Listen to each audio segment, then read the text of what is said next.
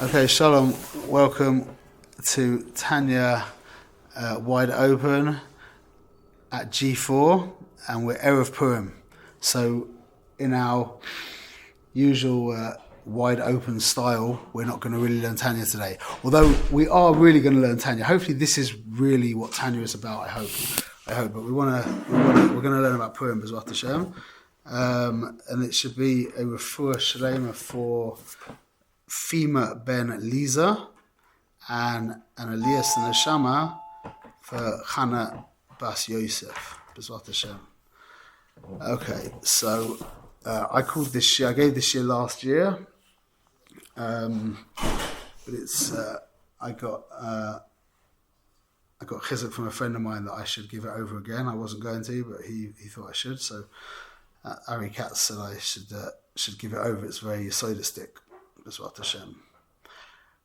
It's called Reaching to the Essence of the Essence. Anyone knows anything about the Dead Sea Scrolls? Mm-hmm. It's a museum. What? It's a museum. Yeah. You know a little bit about them? So in I think it was the 50s, they discovered in Qumran, in the Yarden, they discovered by the Dead Sea, they discovered a cave filled with loads and loads of scrolls. Yeah, loads of scrolls. I think something's your speaker's on or something. It's my. You won't wake up. Sorry, I'll tell you something really. That's really. Someone should call me every day and say, to stop my wife, to stop being freeing my wife and my alarm clock, because I get up earlier than her. So instead of using the regular alarm, I recorded into my phone, Shmuel, wake up. Shmuel, wake up. Oh. And it doesn't wake up my wife, and it wakes me up even better. So that was worth that. So I put my alarm on to remember to mention that. But that's a very good, Sometimes a good idea. it wakes me up. What? Sometimes it wakes me up. Because she hears something Shmuel, she's like, oh, that's from me. Yeah, well, she just doesn't hear. You hear your name. So when I realised that, I was like, wow, that's a good idea. So I did it, and it really works. It's a very good idea. Anyway, so back to the point. So the Dead Sea Scrolls was this amazing find where they found all of the Sifrei Tanakh. Yeah, there's 24 Sifrei Tanakh, and they found kamiyot of all of them. I think Yeshaya they found the most of, something like 60 scrolls or something of Yeshaya, and then I think 5 of Bereshit. And you can look online; it will give you a breakdown of everything. Yeah, there was one of the Sifrei Nach that they didn't find any of. Esther.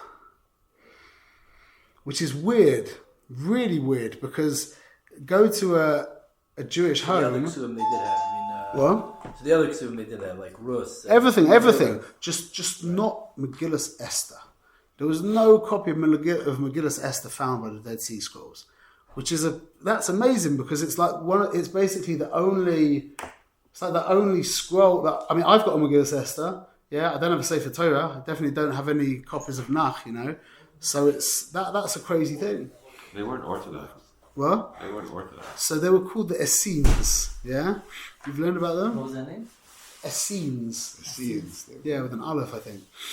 So to say they weren't Orthodox is an interesting. This is what I want to talk about. Yeah, so I did some research on them. Yeah.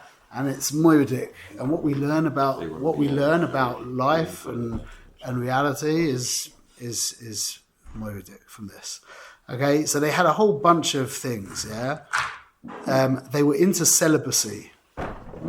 Yeah, extreme shmiras abris.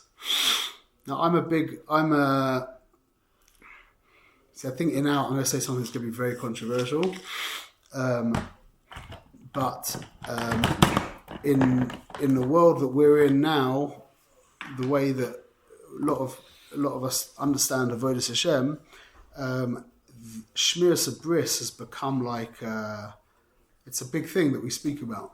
Okay, and what can happen when we take an inyan And I know we say it's the Ikar Inyan, okay? Because Yisoid is the Yisoid, it's the foundation, v'chule, yeah? And I understand that. But when we take an avodah out of context of the big picture of avodas Hashem, it can become counterproductive. As we've spoken about over and over, and what we speak about all the time, is that if our avodah is not even primarily, is absolutely focused on becoming very conscious of what we are, meaning that we have a voice, we have a ratzon in us, that is talking the whole time, that isn't actually us, excuse me, that is making us do things that we don't want to do. Yeah, everyone can fill in the block. I am doing X that I should not and I do not want to do. Everyone could fill that box in. Some of us could put multiple things into that box, yeah? Everyone's got something that they're doing that they don't want to do. So why are you doing it? If you don't want to do it, don't do it. Why are you doing it? Addicted to it. Could be addicted to it. Yeah, probably are addicted to it. But then who's addicted to it? Yeah. If you don't want to do it, then who's addicted to it? Yeah? So Somebody else. Huh? Somebody else. Somebody else, yeah. Some other person. It's the other. I discovered that when you actually do stop and look back at it, When you are? when you actually do stop something, when there's something that, for me at least, it was so much easier than I thought it would be. Yeah. Like, It's like if you putting the asked plug. me before, could you ever see yourself? I stopped watching movies. You ever see me in my life not watching movies? When I did watch movies, like, what do you mean? I love movies. Like, how am I going to live with them? But then now I don't even notice it. I don't even notice it, and like it didn't take a long time to go from. Maybe there were a couple times I had a little regret, but then you don't notice it anymore. So it's that's one of the things we learn from the Lashon Sitra Achra. Sitra Achra, which we think is like all bad stuff, yeah? It's not, technically everything is Sitra Achra. Anything that you see that doesn't effortlessly bring you to God consciousness is called Sitra Achra. Yeah? So this table is Sitra Achra.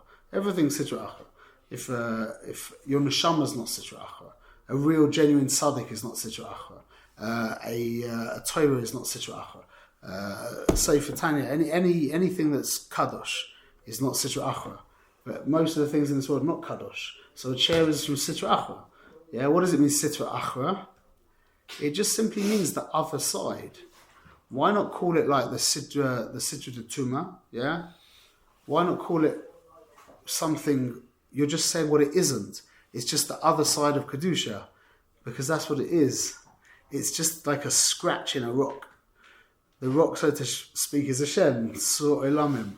Yeah, someone came along with a, what do you call it, like an engraved tool to engrave? Chisel. A chisel. And he hacked away, what?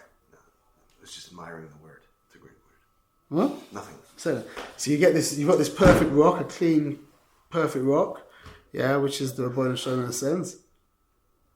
Okay? It's a great word, is what I was saying. It's a great chisel. word. It's a great word. Yeah? I appreciate that. Okay?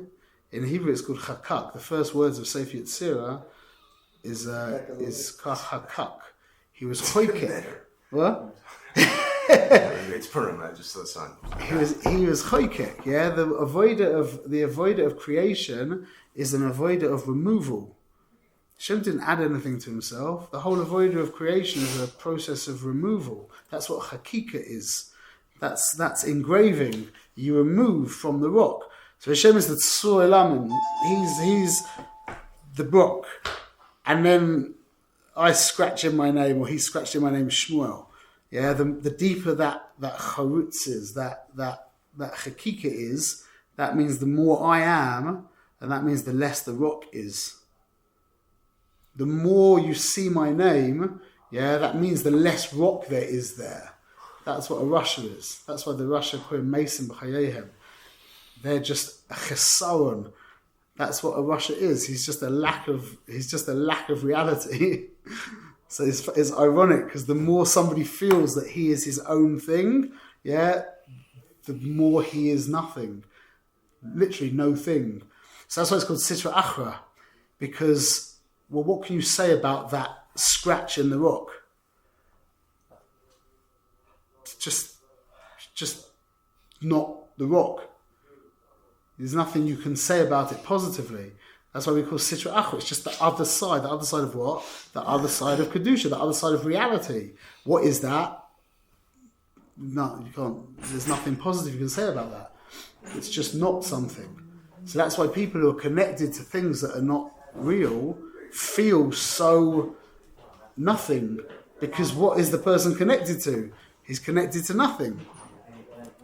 So that's the reason when we're zeicha to break through the veil, why once you've broken through it, you're like, I can't believe that I was ever being held captive to that. You understand? That's why the Rishonim are going to look at the hair and think I couldn't jump over it. And the tzaddikim are going to be looking at the mountains. Why? Because the tzaddikim, their avodah is in Tov. They're not fighting between Sitra Achra and Kedusha. They're fighting between the Kodesh and the Kodesh Kedoshim. So that's Mamash Emes. Those are mountains, Mamash. So look at these mountains. They're thinking, how do I overcome that? Whereas we're going to be, hopefully we're jumping over these little hairs. But that's the reason why it all dissipates so quickly. So what I was trying to say about the inyan of Shmiras Bris is when we take Shmiras Bris to be something unto itself, and then we take Shmiras Anayim, and then we take Shmiras Loshen, and then we take Tikkun Amidus, and then we take Shas Tzifas B'Limud, and then we take Havana Tefillah, and then we take the Avodah of Tzedakah, and before we know it, we've got so many different things that we're fighting. Whereas if you just focused your Avodah on getting clear about this moshel of the scratch in the rock, and realizing that it's the part of you that's asking for all of this different stuff is not worth listening to, then automatically all of those avoiders just are seen for what they are. They're just the avoider of saying to that part of you that isn't real, shut up, leave me alone. Why is it so when we take on Tikkun Abris, Shmiras Bris, as its own thing, out of context of the avoider of just peeling myself away from myself, then it usually is very difficult. Makes it more difficult, and then what can really happen, which is a problem, is it can become like an idol. It can become like an avodah zarah that we start to worship, and that's a real danger. I was talking to Victor about this. We can, just in the car just now, he says we can identify with anything. And as we identify with these things, they become kind of monolithic and divine. And then what happens is when we think that the fight is Shmiras Bris, as opposed to getting clear on reality. Everyone's hearing what I'm saying? When we think the fight is Shmiras Bris, the fight is not Shmiras Bris. The fight is just getting reality clear. Shmiras Bris is a revelation of the fact that you haven't got reality clear. The fact that a person's got bayot in Shmiras Bris, that is a gilui of the fact that he is not living in the real world. But that guy, the guy who grew up in the other place and he didn't have those parents, he doesn't have that kind of teva, yeah? He doesn't have such a problem with Shmiras Bris. His issue is procrastination, which doesn't seem quite as bad, yeah? But it's just it's a situational thing. So if we get reality clear, when that voice pipes up and says, do X, fill in your X, you are empowered to say no. And that's the silver bullet for all of your avodah. That is avodas Hashem. And that's called going out of the world of period. Because this world of period of separation, we've got endless avoiders. There's endless things that we're struggling to do. But that's Tzaddik B'Emunah Yichya. He got through all of that. So back to the Essenes, yeah? The Essenes were into celibacy. They had taken Shmiras Bris a little too far. Made a religion. Well, Made it into a religion. yeah, they were very religious. Yeah, that's exactly what we're going to learn about these people. And religion and Purim are allergic to each other. Assis, they're called? They're called the Essenes. Religion and Purim doesn't get on with each other. That's why our cousins, Yimach Shemam, don't drink Bichlal. If we didn't, imagine a Yid who doesn't drink. We have Kiddush. I mean, I don't get drunk. Even on Purim, for the past 2 Purims, I didn't even drink. I'm not a drinker Bichlal, Baruch Hashem. I don't have that nisayon. It's Asar Lagamri in Oisoi Das. We call it that without an iron. Oisoi Dat. They call him Oisa Ish. Yeah, I think we should say Oisa Das. That is it's the most treif thing I know of in existence is Oisoi Das Mamash.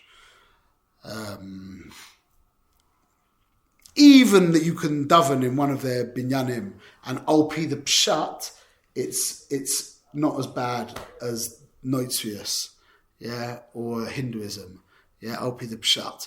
But when you learn the Inyan and you go Lifnim Mishur Sadin and you understand what reality really is, you'll see it's the Ikka Treifkeit in the whole world, mamash. Islamic theology? The whole Inyan of that das is religion.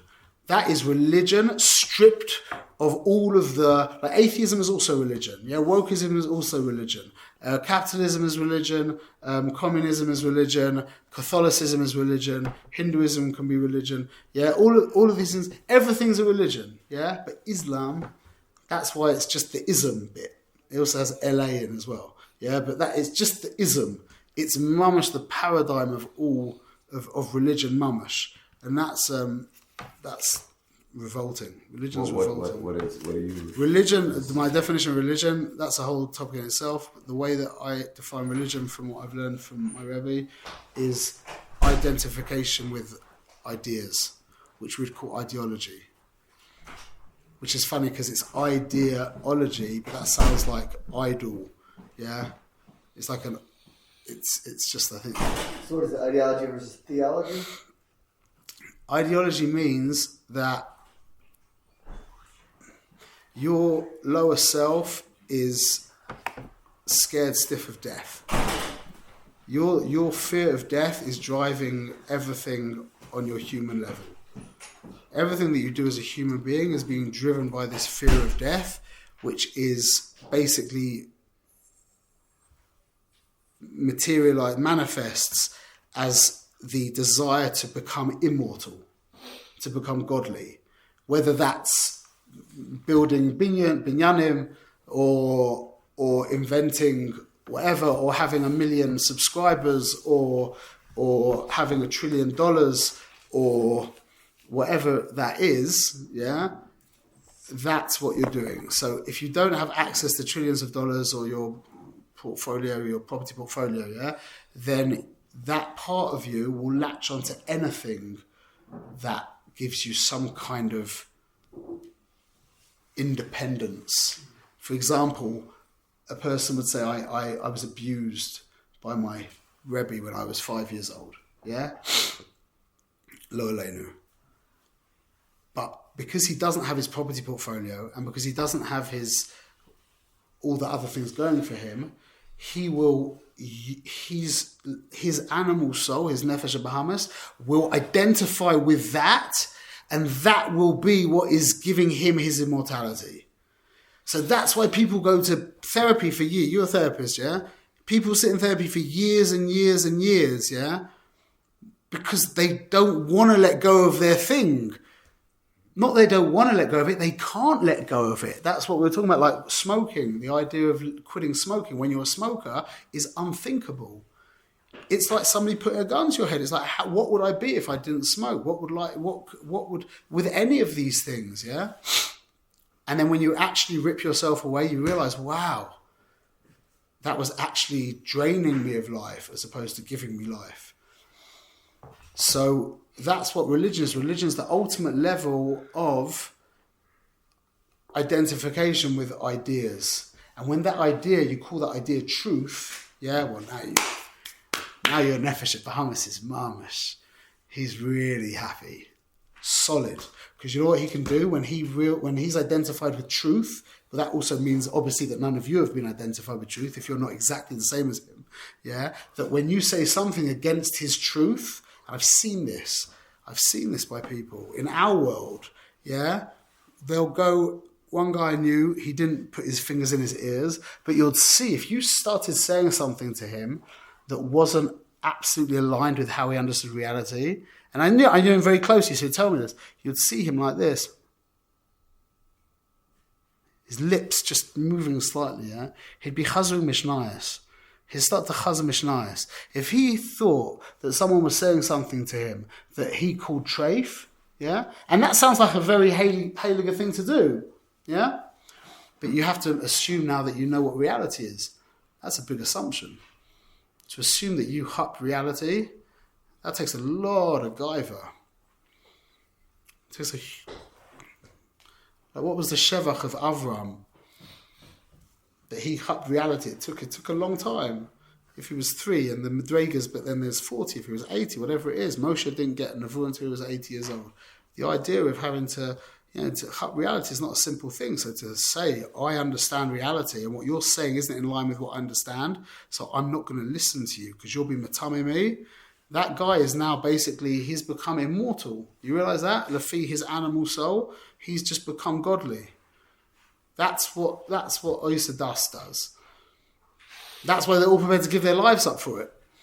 Because it's so much more than just my goof. I've become immortal mamash. So that's religion, the way I understand it. The oimek of religion, Lafi Hasidus, how I've understood Hasidus.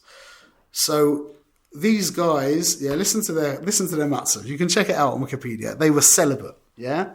I suppose they had to be a little bit not celibate to keep the thing going. But anyway, so it says they were celibate. They had no money. There was no kind of collective ownership. So if you were an Essin, yeah, you could go to another community of Sinim, yeah, and you could literally, this is what it says, you could literally walk into their house and go and take their clothes and sit at their table, and they would be happy, it'd be okay. I don't think they'd be okay if you weren't in a scene, but there was no ownership bichlal. So you didn't have to, they would travel to people's houses and they wouldn't take their own clothes because they would just take the other people's clothes when they got to their house because it's not your clothes. Yeah, there was no concept of ownership. Communal living, they all were white. Yeah, so they were good size to this as well. Yeah, they all wear white. I'd like to wear white.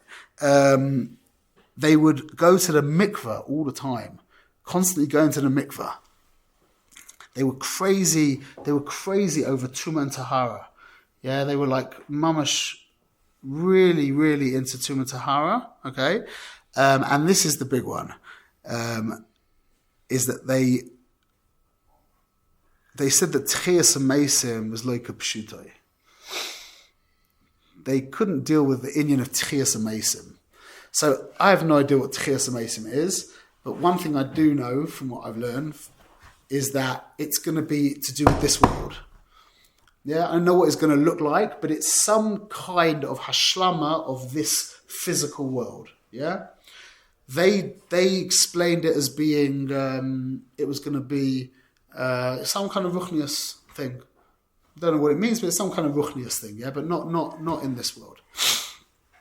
So this is really this is the real gilui of what their krumkite was. Yeah, the Taos. Again, this is a really important point, like we were saying before, is that it's amazing how much bad behavior can come from one problematic hashkafa. If you're concentrating on the behaviors, yeah, then you're like, it can, there's so much stuff going on, but a lot of the time you can trace back an issue to one point deeper, and you'll realize that accounts for this. It'd be like an analogy, would be going to a bunch of different doctors, yeah? One doctor, you say, you go to some specialist and you feel dizzy, you get dizzy spells, yeah? So he says you need more iron. Yeah, you go to another doctor and you tell him that you're very tired, yeah, on a certain day of the week, yeah. Another doctor, you say you get stomach aches. Another doctor say when you get a cut, it takes a long time for you to stop bleeding. I'm just making stuff up, yeah.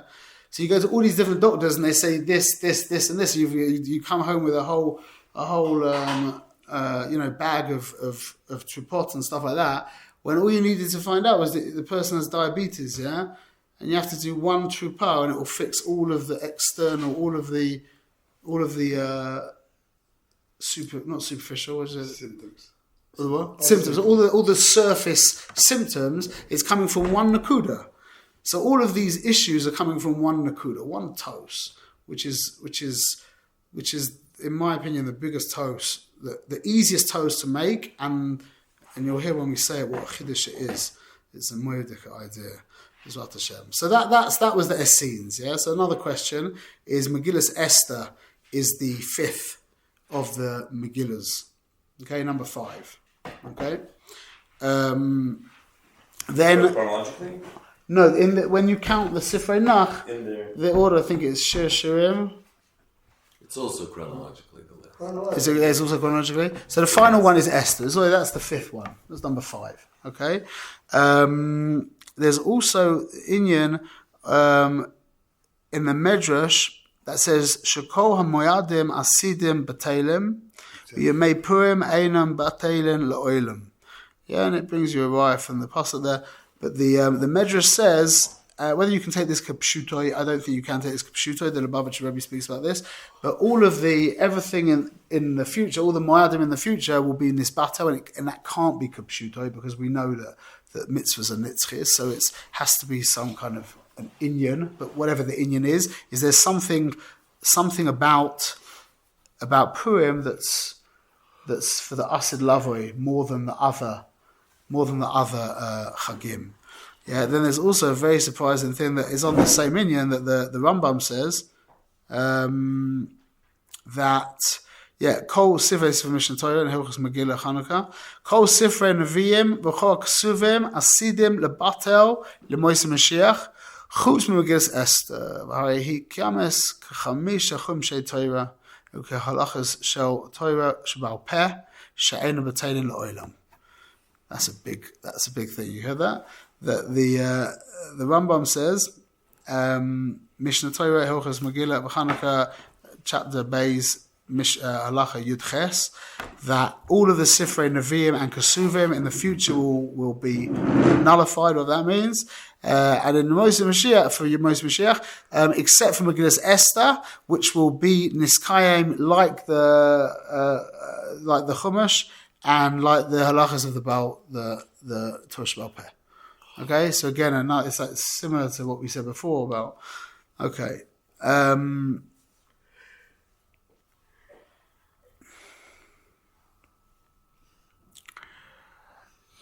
Yeah, the inyan of the halach yedua.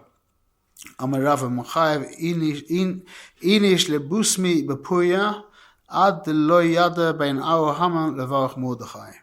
What's the inyan of that? And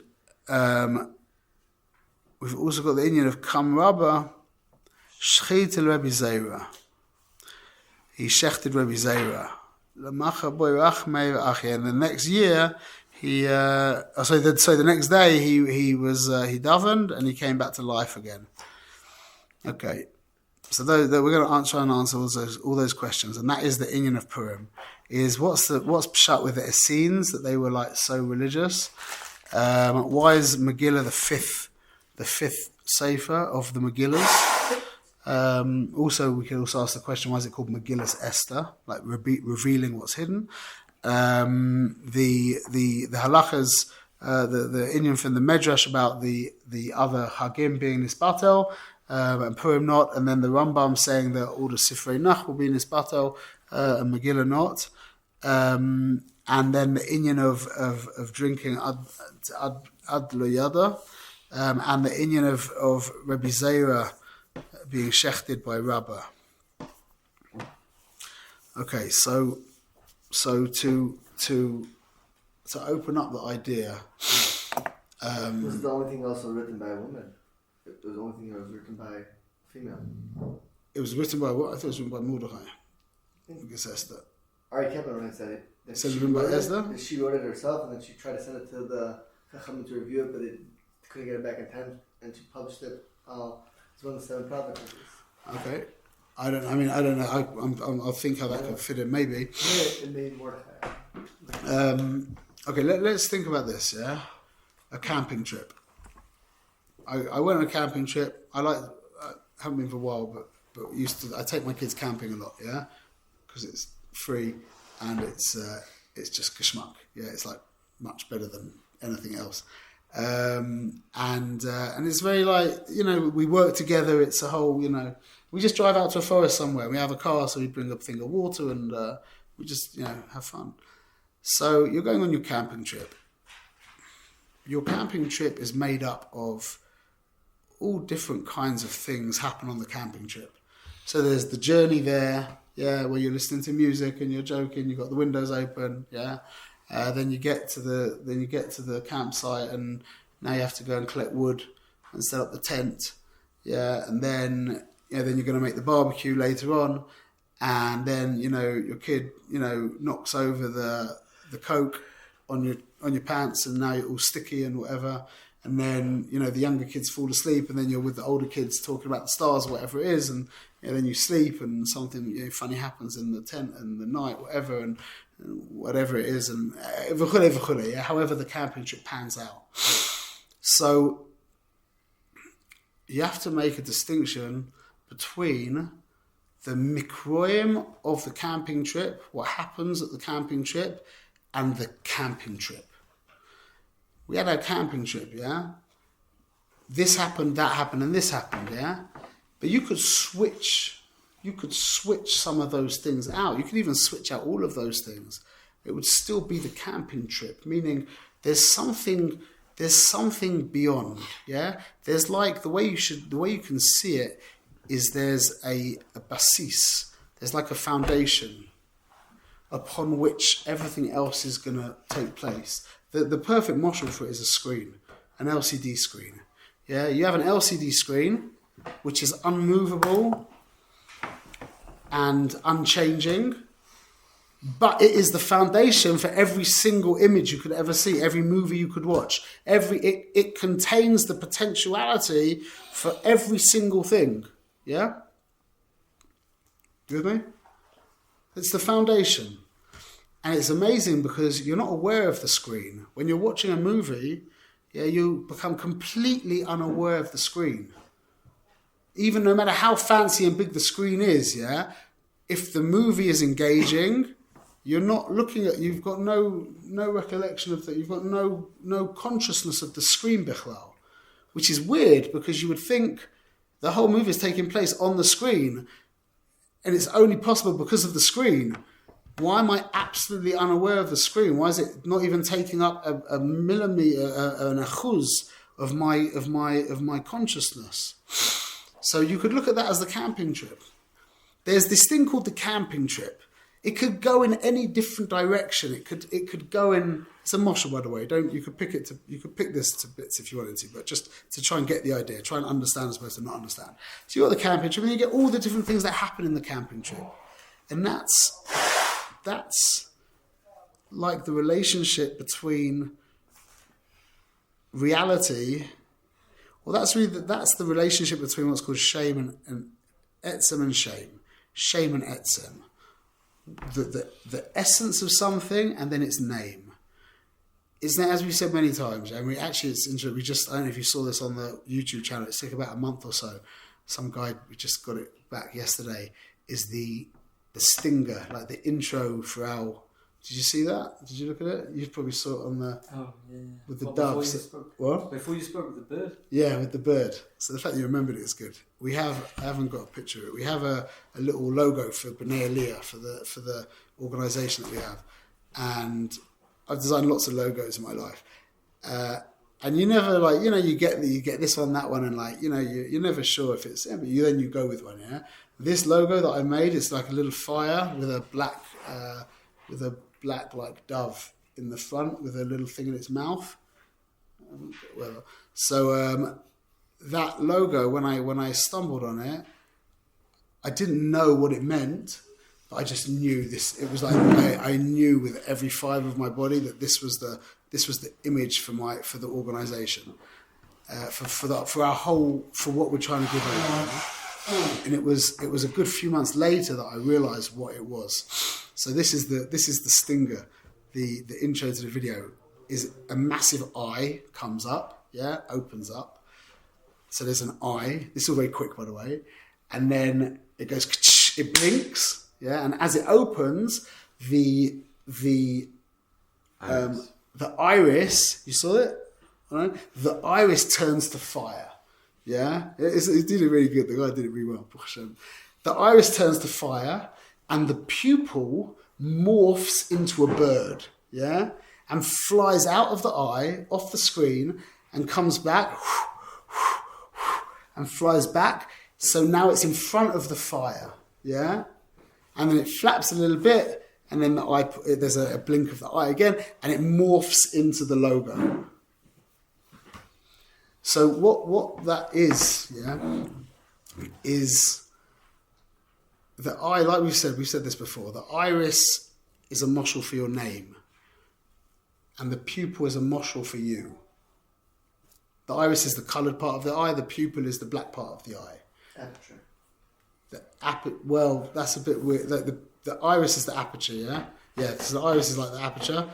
The black part in the middle is the pupil, yeah. So like we said, in the Lashon of Baruch She'ama, you learn it very profoundly from Baruch She'ama. We say, Baruch She'ama v'haya olam, Baruch hu. Yeah, blessed is he. What did we say about him? We didn't say anything about him, Bichlal. We said, blessed is the one who spoke and the world came into being. Blessed is he. Baruch Shemoy. His name, you go on forever. In fact, we do. That's called the Torah. Yeah, we talk about his name forever and ever. That's like what he does. That's his behaviour in a sense. It's not just behaviour. It's much more than that as well. It's like his personality. Your personality is your name. Yeah, your emotional world, your psychology, all of that's your name. What's you? Nothing you can say about that. Can't say anything about that. That's too sacred to be spoken of. And that's like, in the moshel, that's like the camping trip. That's like the actual concept of the camping trip. Yeah? That's like the essence. And then what happens, that's like the name. You with me? So when we plug that into reality, what we end up understanding is like this. Is if you wanna like ask the question, what is Hashem? See, the Kabbalah is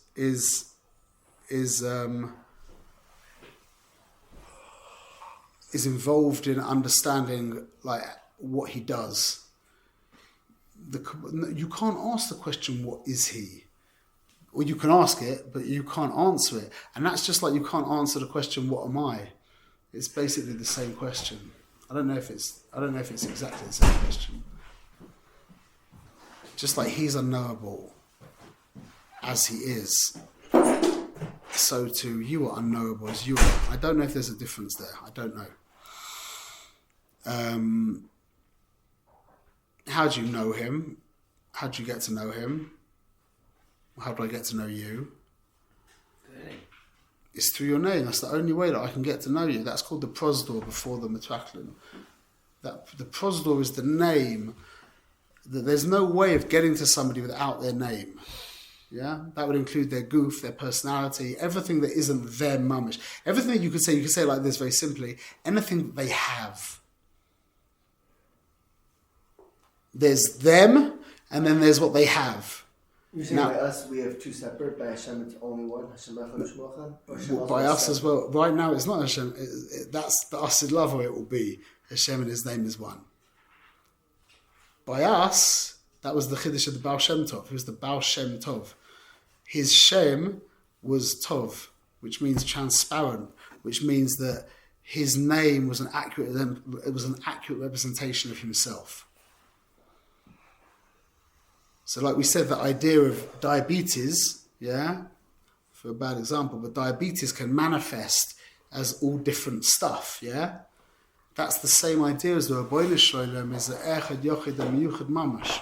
He's an Achdas Pashut Mamash, mufshat from any tzur, from anything. He's just one,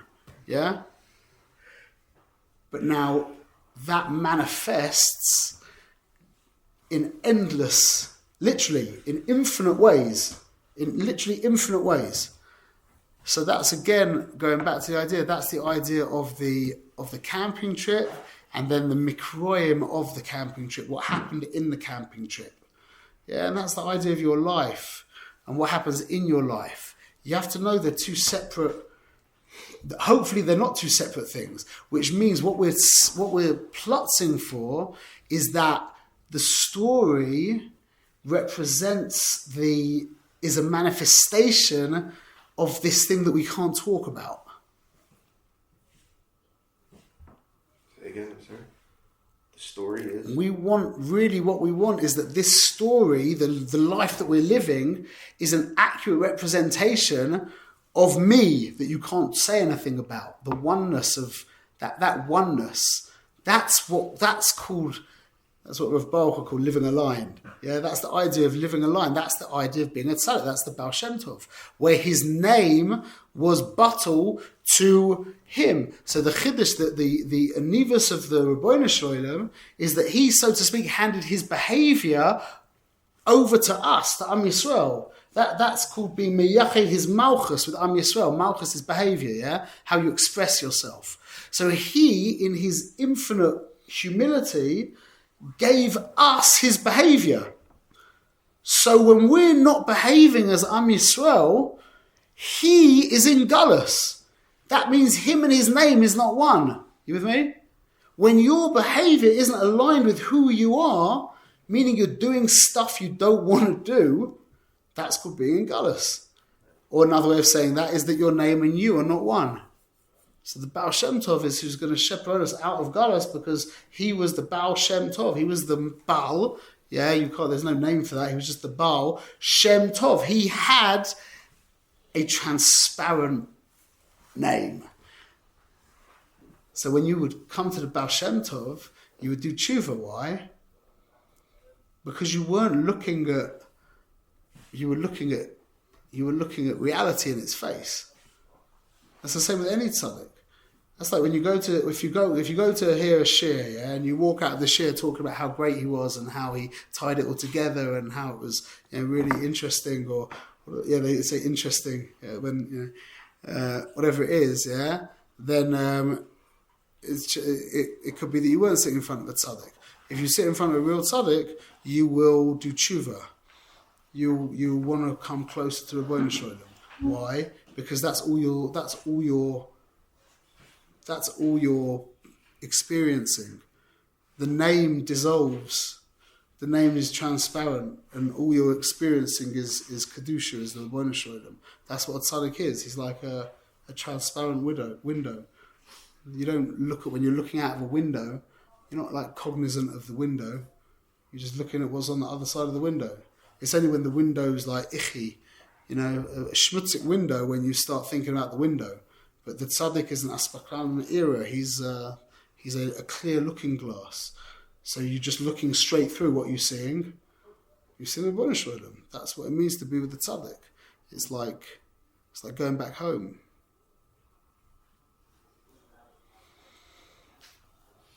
So our goal is to align the mikroim, of our lives, with the essence of who we are. And this is the toast that is really easy to make, is that the Rebbeinu Shloim is not Ruchnius. He's not a player in the story, meaning he has created Patsufim, and there's the whole Kabbalistic universe, and there's Zampin, and there's Archampin, and there's a lot of funny stuff going on, funny stuff. There's a lot of Patsufim, there's a lot of personalities. But all of that, the Ben Ish Chai says over and over and over and over again, is just ways of getting back to reality itself. I want to call that Ein Sof, Baruch Hu, whatever you want to call that, So we've said that the what we call in Kabbalah Zah, Zayin Aleph, which is Zeh Ampin. Whenever we say you all through the Siddur, whenever we use the term you, when we talk to Hashem as you, we are talking through Zah to the Rebbeinu Shloim himself, Mamash, to Ein Sof. You can't relate directly to Ein Sof. Just like I can't relate directly to you. The only way I can relate to you is through your goof, through your personality. And through your personality and through your goof, I can't relate to, and it's funny, it's layered, because I can't relate to your personality without your goof. Meaning you need to be in front of me for me to be able to have some kind of relationship with your personality. But hopefully I'm not actually in a relationship with your personality. I'm in a relationship with you, the Bala personality, the one who has the personality. The one that, like we said, remember, if you can say, I have it, then it's not you. And we're not just talking about your car and your house, your personality, your intellect. To say you have a Ratzon that's already, we can say that maybe you are your Ratzon, or maybe you're your Oineg, which has a Ratzon. Then we can start, those are semantics, But for sure we can say that you have an intellect and you're not an intellect. And we learned that from AI. That Bnei Adam created a seichel that doesn't have a goof. They created a seichel. So we can for sure now say that we're not a seichel. We have a seichel. And we're not our emotions, because if you've done any emotional work, you'll know that you're not your emotions. You have emotions. They go up and down, however, And to stay as a normally mensch, you need to realize that you have emotions as opposed to you are emotions. And then for sure, you're not your behavior. You behave. You do behavior. You have behavior. You're not your thinking. You're not your speaking. You're not your doing. That's stuff that you do. You do it. You think. You speak. You act. You are not the thinking, the speaking, or the acting. So we need to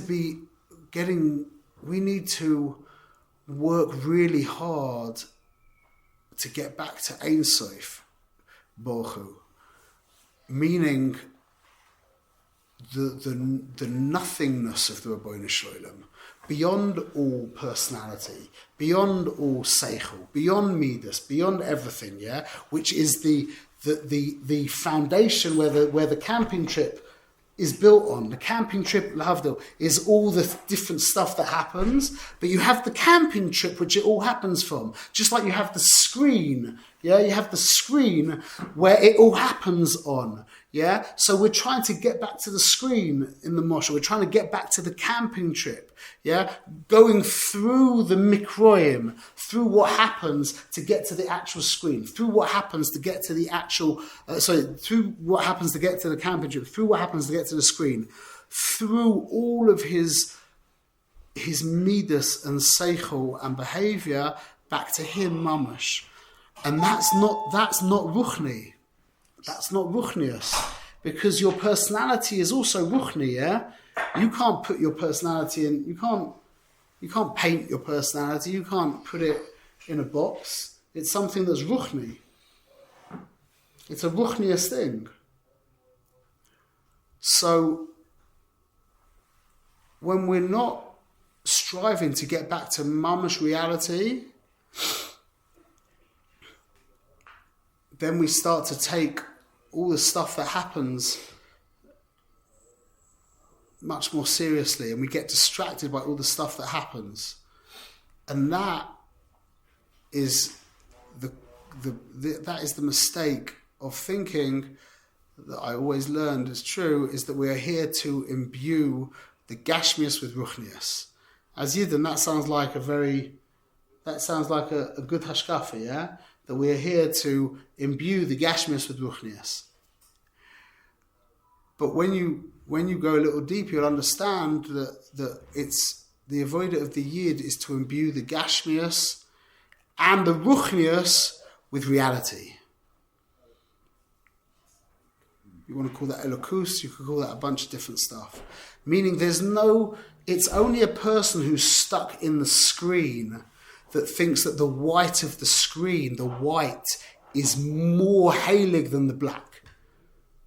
It's only a person who's stuck in the events of the camping trip that thinks that me lying there with my kids looking at the stars, talking about Hashem, is different than my kid knocking Coca-Cola on my pants and me being sticky for the rest of the trip.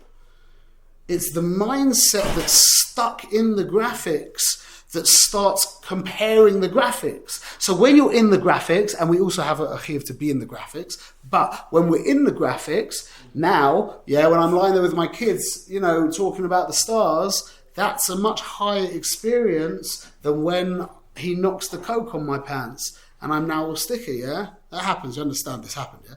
So, but only when you're stuck in the graphics do all of these graphics start to take on a hierarchy. But the Yid isn't of the graphics. The Yid is of the screen. He's of the substance of the screen. He's a Netzal, not a Nivra. So by us, Purim and Yom Kippur is the same thing. Whatever you want, Rabbeinu Shloilem, because I'm not connected to the graphics. I'm connected to the foundation from where the graphics all come from. And now, Rabbeinu Shloilem, you tell me that I need to stand there for 25 hours, not eat anything, yeah? Stand up the whole time and cry my eyes out in shiva and tefillah v'chulei, yeah? No problem, I'm there. Now you want me to mamash get shikah mamash to the point where I don't know the difference between Haman and Mordechai and give away all my money and eat meat and dance to stupid songs, yeah? Dress up in something funny. No difference. So why don't you drink? What? So why don't you drink? Because I decided, for the past 2 weeks, I was going to see the Indian of having a shluf. I was still going to see the Indian having a shluf, and I decided that I felt that I'd rather not drink for that Purim. So this Purim I think I'm going to drink. So this is the avodah of the Yid. The avodah of the Yid is not bringing Ruchnius into Gashmius. It's just because we come from the Western world where there's no such thing as Ruchnius. So we think that anything Ruchni is mamash heilig, but that's not true bichlal. I've seen a lot of Ruchnius that is mamash very, very selfish, yeah, which is not heilig. So the goal of Yiddishkite is not to imbue the Gashmius and the Ruchnius. The goal of Yiddishkite is to imbue the Gashmius with Elokus, with the Rabbeinu Shloilem, with reality, and the Ruchnius with reality.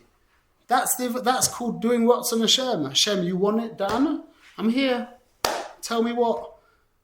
Do I have to, like David in Brochas, do I have to be up to my elbows in Dam Nida, looking at these funny things that we bring to our Rabbanim? That's not particularly Ruchni. I can't think of, it's crazy, the things that a rabbi has to do, yeah? That's not Ruchni, you're right, it's not Ruchnius Bichlal. It's the Rabbeinu Shloilem Mamash. It's being connected to the foundation, it's connected to the table as opposed to the stuff on the table. And that was the mistake of the Essenes. They were very, very Ruchni. They didn't go to the bathroom on Shabbos. Is that true? Yeah? Psh, beautiful. It's the same thing, it's Pasha, it'd be all of these things. They were very, very Ruchni. They were incredibly Ruchni. That sounds kind of difficult, but either way, yeah. No, especially according to how much I eat on Shabbos. It's so holy Shabbos. You don't make. Yep, and you probably wouldn't eat as well. It makes sense. That's why.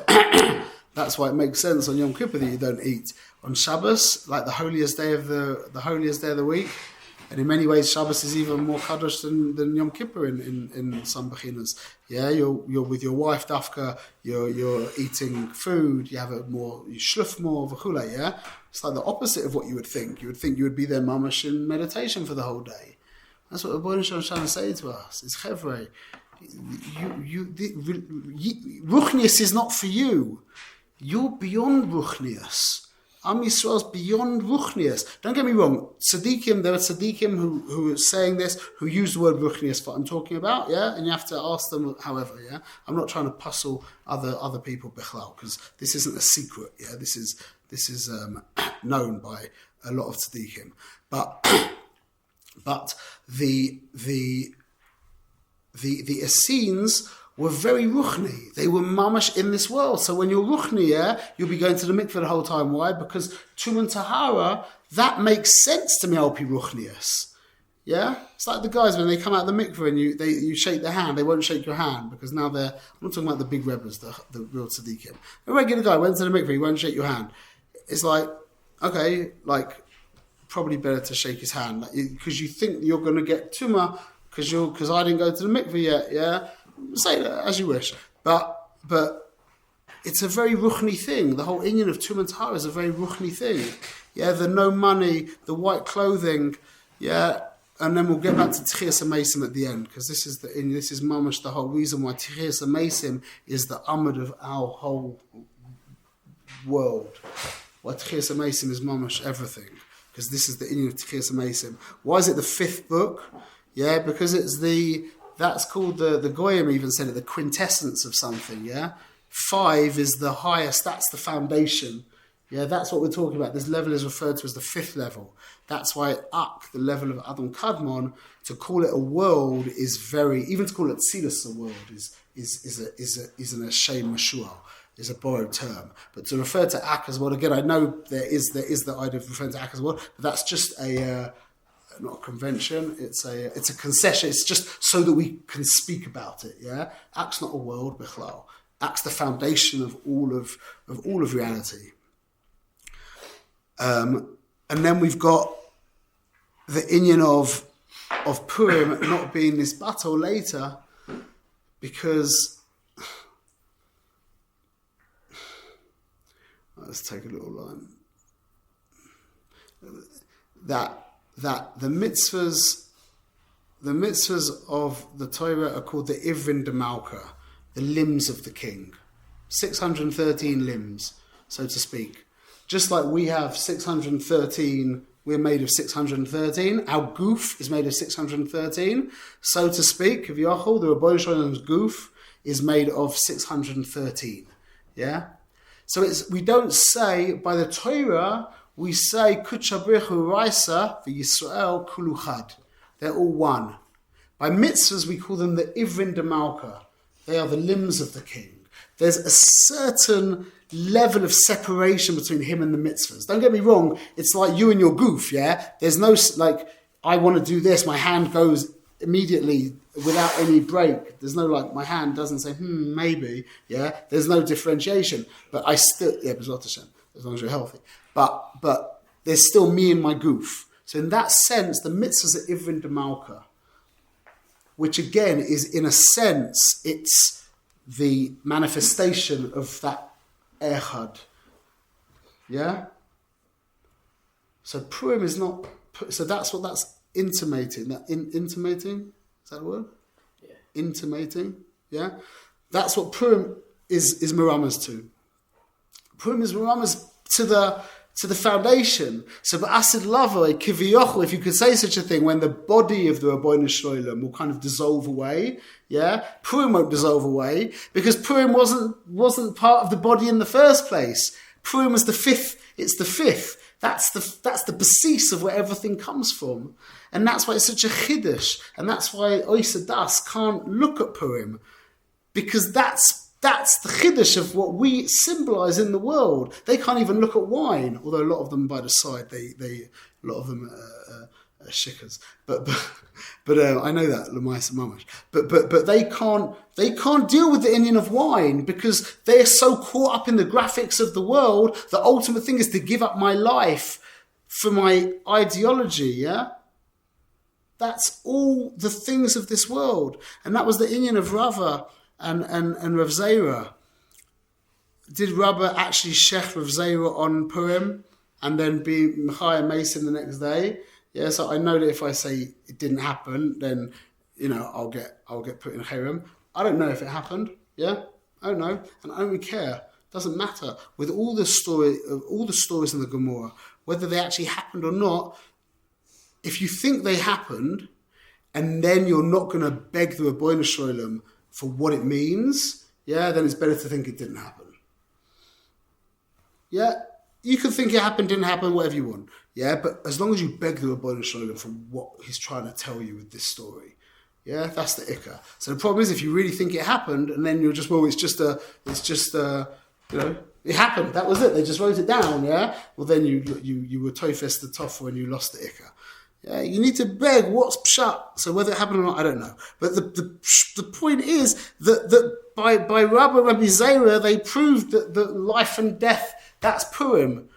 There's no life and death. There's no Aur Haman and Baruch Mordechai. Why? Because we're back to the place of we're back to the screen. All of that stuff is just stuff in the screen. Now we have a chiyuv to be in this world, and we have to play the rules of the world. If we didn't believe in the world, then we wouldn't keep kashrus, so we wouldn't put on tefillin. But the point of the Jew is that you can be in this world and pay absolute 100% chashivas to the world, and at the same time be kashor to Purim, to the inyan of Purim mamash. That it's just a lavush. That it's a lavush, and what's underneath the lavush? Not lavush, a gilui. No, A gilui is a lavush is a gilui. Do you agree? What's under the lavush? Reality. What? That's like a costume. Reality. No. What's under the lavush is the goof. What's under the goof? No, wait. Is the personality. What's under the personality? There you go. Yeah. Now you're back to the Rebbeinu Sholem. And that's Tchias HaMesim. Because Tchias HaMesim is, finally the Rebbeinu Sholem will show us that there is, what are the two ultimate extremes on the screen? Gosh, where's the reference? On and off. Black and white. On and off. What? On and off. On and off? Black Yeah, and white. on and off, thank you. Life and death. Life and death. Clicker. Exactly. It's either on or off, 1 or 0. That's called life or death. And that's why Tchias HaMesim, where the Rebbeinu Shalom is going to show you that life and death are compatible. Why? Because in reality, it's just all graphics on the screen. And the whole avoider of reality is to get to reality. So we play the game that the Goyim create. They're called the Umas HaOlam. But our role as Yidden is to, they can be Ruchni. Ruchnius isn't the domain of the Yidden. That's a mistake. The domain of the Yidden is reality, not Ruchnius. So we're here to bring Purim into the world mamash.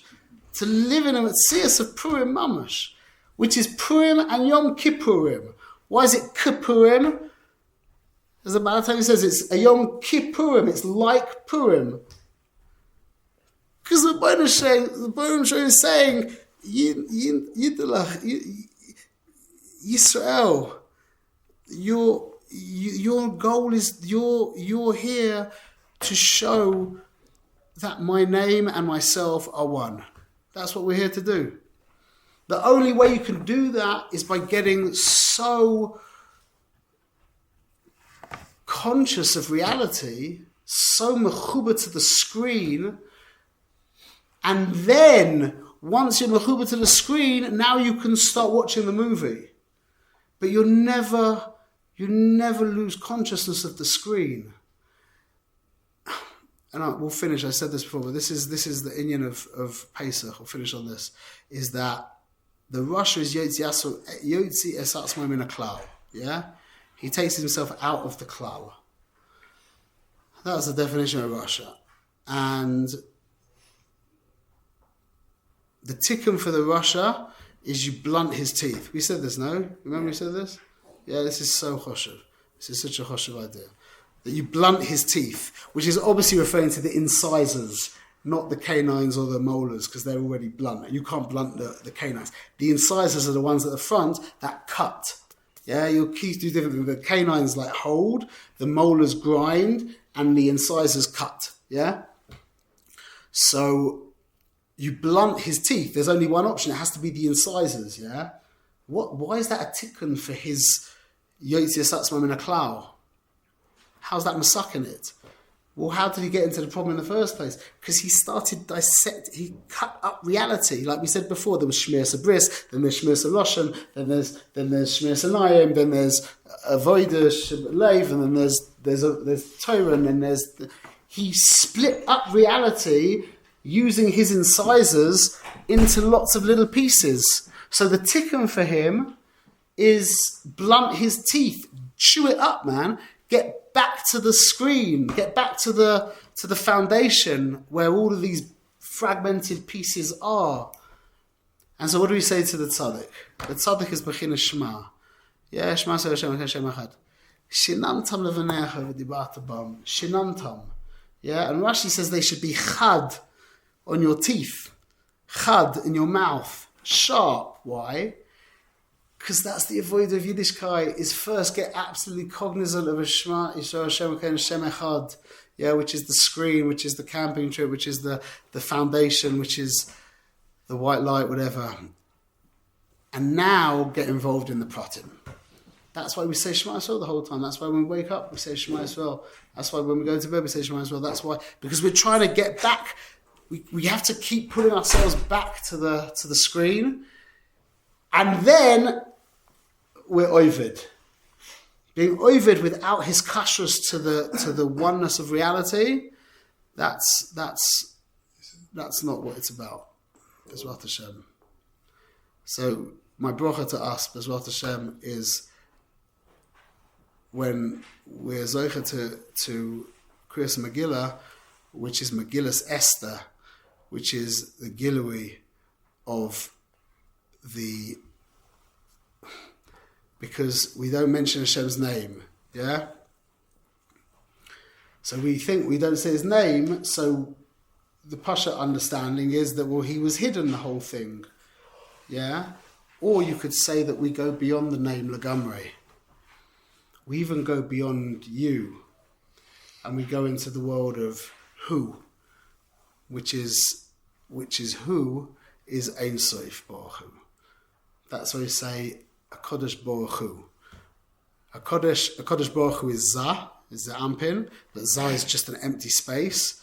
HaKadosh is Abba Ve'ima, Baruch is Arich Ampin, and Hu is Ein Sof Mamash. So when we go beyond third person, HaMelech or Hu, whatever it is, that's being Merames back to reality itself. And that is, if we're Zoicha, that is the experience of Megillas Esther. Is if you do what you follow the halachas to the T, yeah? Don't speak before davening. Don't drink coffee with sugar or milk before that. Just tomorrow, yeah? If you want to take my advice for one thing, tomorrow is read up on Hilchas Tefillah, Hashkamas Aboker, what you can and can't do before davening, and do everything to the T. Yeah, even the minhag. Don't talk before davening. Don't eat anything before davening. Definitely don't check your phone or anything like that. Don't do anything before davening. Treat tomorrow. Treat it as it should be treated every day, but just tomorrow at least. And then it could be that you'll be zoicha to what we've been speaking about, B'shas Kriyas Megillah. So that's my bracha to us all. She'll be zoicha to Megillas Esther. Bezrat Hashem. Shkriya.